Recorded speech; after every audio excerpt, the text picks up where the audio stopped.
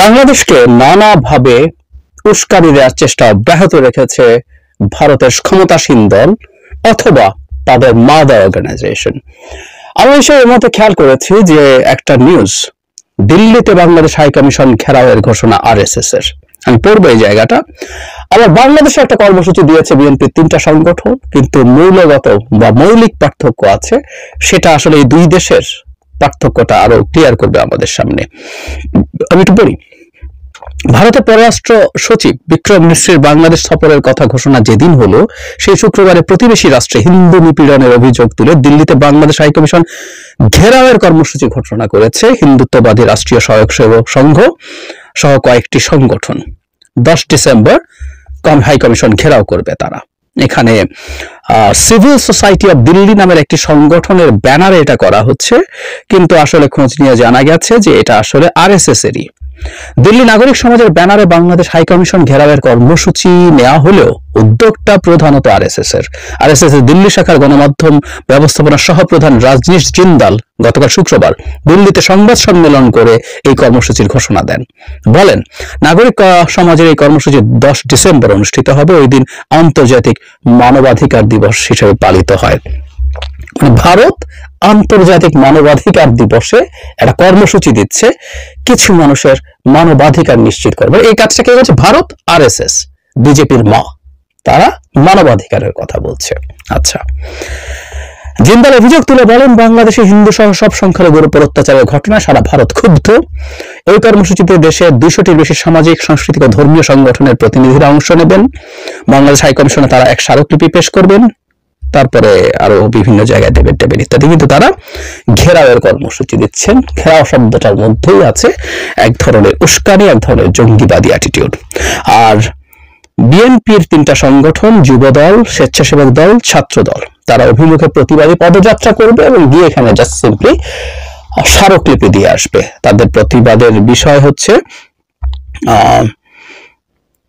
জাতীয় পতাকা অবমাননা, হাইকমিশনে হামলা, সাম্প্রদায়িক দাঙ্গা সৃষ্টির ষড়যন্ত্রের প্রতিবাদে।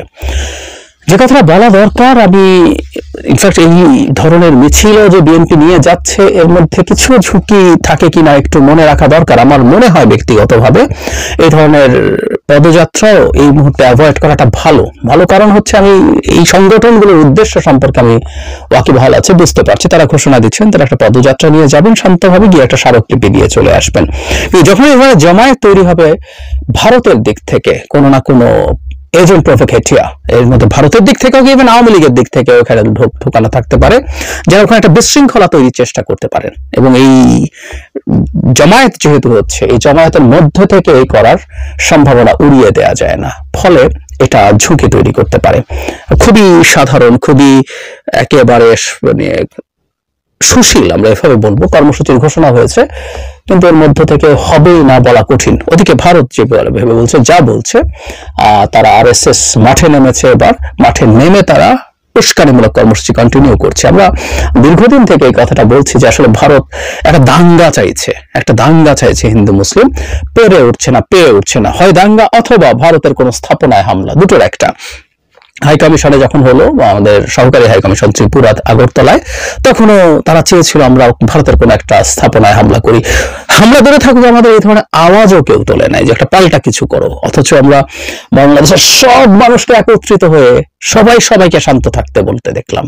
সব মানুষ একই কথা প্রযোজ্য আমাদের লয়ারকে যখন কোর্ট প্রেমিসেসে কুপিয়ে হত্যা করা হয়েছে, তখনও পাল্টা কোনো কিছু করার আহ্বান আসেনি। এসেছে যেভাবেই পারো সবাই শান্ত থাকো, সবাইকে একই কথা বলতে অসাধারণ ভাবে আমাদের মানুষরা, আমাদের এই দেশ কতটা চমৎকার টলারেন্ট, সেই জিনিসটা প্রমাণিত হয়েছে। ভারত আবারও করছে, তাদেরকে এটা করে যেতে হবে। আমরা মানে এটা যে শেষ হয়ে গেছে সেটা যাতে মনে না করি, আমাদের মাথায় রাখতে হবে এটাই তাদের রাজনীতি এবং তাদের ডোমেস্টিক পলিটিক্স এর কারণে তাদেরকে এগুলো করতে হয়। এই করাটা তারা কন্টিনিউ করবে। আমাদের এই সময়টা খুব বেশি আছে তা না, তারা হয়তো প্রোপাগান্ডা আরো বেশ কিছুদিন চালাবে, কিন্তু অতি কঠোর ধরনের অবস্থান, অতি কঠোর ধরনের পদক্ষেপ, অতি কঠোর ধরনের উস্কানি কমে আসবে। সেই পর্যন্ত আরো অন্তত 2-3 মাস 4 মাস এটা কন্টিনিউ করবেই।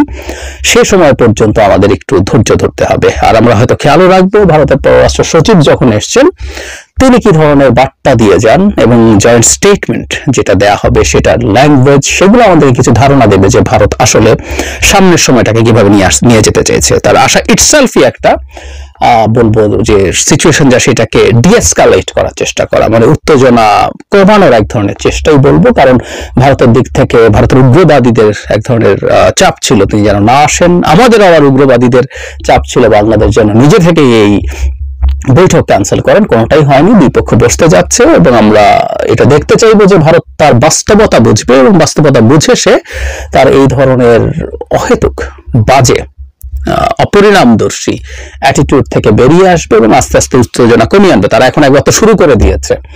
আমি ওই একটা টক শোতে বলছিলাম কথাটা এরকম যে আমরা ছোটবেলায় আমার মনে পড়ে, আপনাদের অনেকেরও হয়তো মনে পড়বে, সেটা হচ্ছে ছোটবেলায় যখন কাঁদতে শুরু করলাম একটা পর্যায়ে কান্নাটা না আসলে শেষ হয়ে গেছে, এক তো কান্নার শক্তি নাই এবং যে দুঃখ ছিল সেটাও শেষ, কিন্তু কান্না থামানো কঠিন, এটা লজ্জা লাগে। খুব মনে পড়ে যে আমি কান্না থামাতে পারছি না। তো ভারতের ক্ষেত্রে মনে হয় ব্যাপারটা এরকমই দাঁড়িয়ে গেল। এখন তারা তো শুরুতে বেশ কিছু চাপ টাপ দেওয়ার চেষ্টা করেছে, এখন তাদের এই লজ্জা থেকে মাথা খেয়ে এটা কমাতে কিছুটা সময় লাগবে। ওই সময়টা আমরা ধৈর্য ধরি এবং আমার মনে হয় যে আমাদের পাল্টা ব্যবস্থা যত আমরা কম নেব, বিশেষ করে ভারতের ইস্যুকে কেন্দ্র করে কোনো জমায়েত হওয়াটাকেও আমার কাছে টু সাম এক্সটেন্ট রিস্কি মনে হয়। এটা অ্যাভয়েড করলে সবচেয়ে ভালো। আর যদি যেহেতু ঘোষণা করা হয়ে গেছে কর্মসূচিটা, তারা অত্যন্ত সতর্ক যেন থাকেন এবং শুধু দল না, মানে বিএনপি যে সংগঠনগুলো করছে তা না, সরকারি সংস্থাগুলো, আইন শৃঙ্খলা রক্ষাকারী সংস্থা এবং এবং জরুরি কথা আমাদের গোয়েন্দা সংস্থাগুলো, সামরিক বেসামরিক সব গোয়েন্দা সংস্থা যাতে। প্রিয় দর্শক শ্রোতা, ইতিমধ্যে রাজনীতিতে আওয়ামী লীগের পুনর্বাসন ঠেকাতে হবে এমনটাই মন্তব্য করেছেন নুরুল হক নূর। রাজনৈতিক সংগঠন হিসাবে আওয়ামী লীগকে নিষিদ্ধ করার দাবিতে প্রয়োজনীয় মহাসমাবেশ করার হুঁশিয়ারি দিয়েছেন গণ অধিকার পরিষদের নুরুল হক নূর। শুক্রবার 22 নভেম্বর বিকেলে চট্টগ্রাম নগরীর লালদিঘি ময়দানে গণসমাবেশে তিনি এ হুঁশিয়ারি দেন। প্রিয় দর্শক শ্রোতা, তিনি আরও বলেন, সমাবেশ জেলা উপজেলার নেতাকর্মীরা দুপুর থেকে লাল দিঘাতে জমায়েত শুরু করে। এ সময় প্রধান অতিথির বক্তব্যে নুরু বলেন, দেশের রাজনীতিতে আওয়ামী লীগের পুনর্বাসন ঠেকাতে হবে। ছাত্র জনতার রক্তের উপর দিয়ে আওয়ামী লীগকে নির্বাচনে অংশ নিতে দেওয়া হবে না। চট্টগ্রাম থেকে আওয়ামী লীগকে নিষিদ্ধ করার আন্দোলন গড়ে তোলার আহ্বান জানিয়ে প্রয়োজনে ঢাকার মহাসমাবেশের কথা বলেন নূর। কোনো রাজনৈতিক দলের নাম উল্লেখ না করে নুরুল হক নূর বলেন, যার যার রাজনীতি করুন, কিন্তু আওয়ামী লীগকে নিয়ে অবস্থান পরিষ্কার করতে হবে। দেশের টেন্ডার দখল ও চাঁদাবাজি আগের মতোই আছে, শুধু হাত বদল হয়েছে।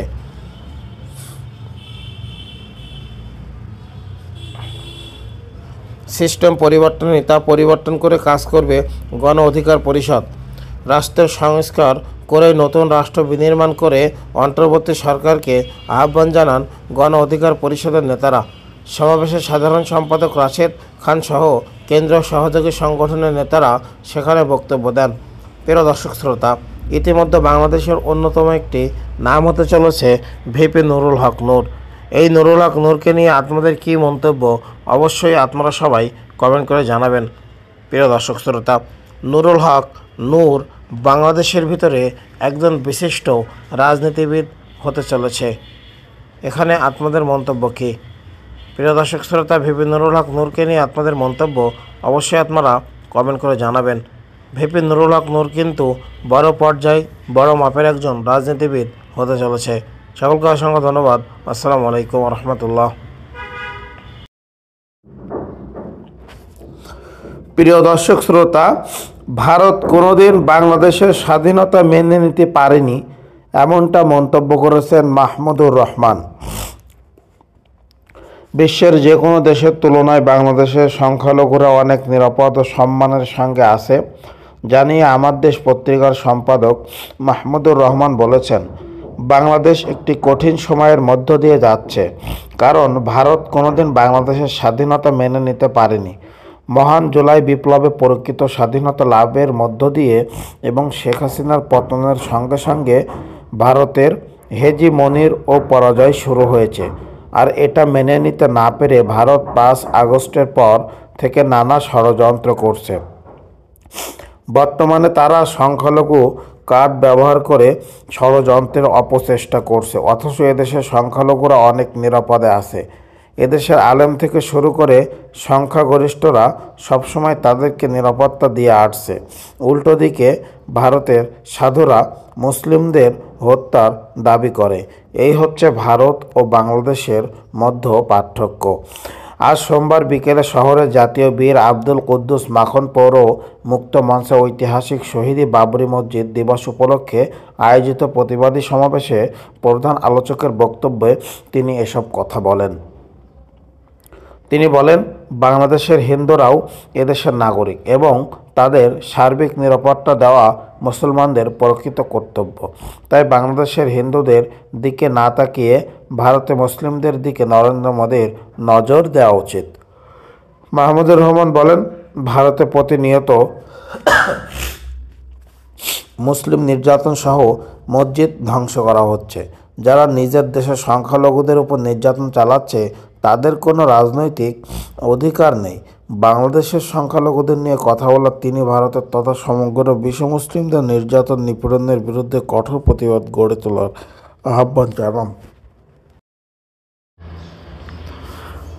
প্রিয় দর্শক শ্রোতা, ইতিমধ্যে দেশের ক্রান্তিকালে সেনাবাহিনী দিনরাত পরিশ্রম করছে, এমনটাই মন্তব্য করছেন বাংলাদেশ সেনাবাহিনী সেনাপ্রধান জেনারেল ওয়াকারুজ্জামান। দেশ ও জাতির স্বার্থে সেনাবাহিনী কাজ করে যাচ্ছে বলে জানিয়েছেন সেনাপ্রধান জেনারেল ওয়াকারুজ্জামান। তিনি বলেন, দেশের ক্রান্তিকালে সেনাবাহিনী দিনরাত পরিশ্রম করছে। রোববার 1 ডিসেম্বর সশস্ত্র বাহিনী দিবস উপলক্ষে বীর মুক্তিযোদ্ধা সেনা সদস্যর সংবর্ধনা ও সেনাবাহিনীর শান্তিকালীন পদক প্রদান অনুষ্ঠানে তিনি এ কথা বলেন। সেনাপ্রধান বলেন, আমরা যেন দেশ জাতিকে একটি ভালো ও নিরাপদ জায়গায় নিয়ে যেতে পারি সেজন্য কাজ করে যাচ্ছি।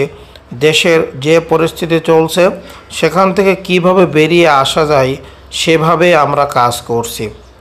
অনুষ্ঠানে সেনাপ্রধান খেতাবপ্রাপ্ত বীর মুক্তিযোদ্ধা সেনা সদস্য এবং তাদের নিকট আত্মীয়দের সঙ্গে কুশলাদি বিনিময় করেন ও 2023-24 অর্থ বছরে শান্তিকালীন সময় বিভিন্ন বীরত্বপূর্ণ কাজের স্বীকৃতিস্বরূপ 5 জনকে সেনাবাহিনী পদক, এসবিপি 5 জনকে অসামান্য সেবা পদক ও এসপিও 18 জনকে বিশিষ্ট সেবা পদক বিএসপি পরিয়ে দেন।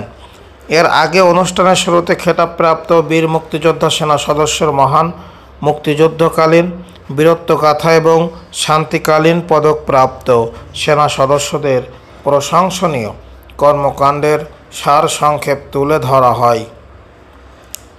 প্রসঙ্গত, দেশের স্বাধীনতা সংগ্রামে বীর মুক্তিযোদ্ধা সেনা সদস্যদের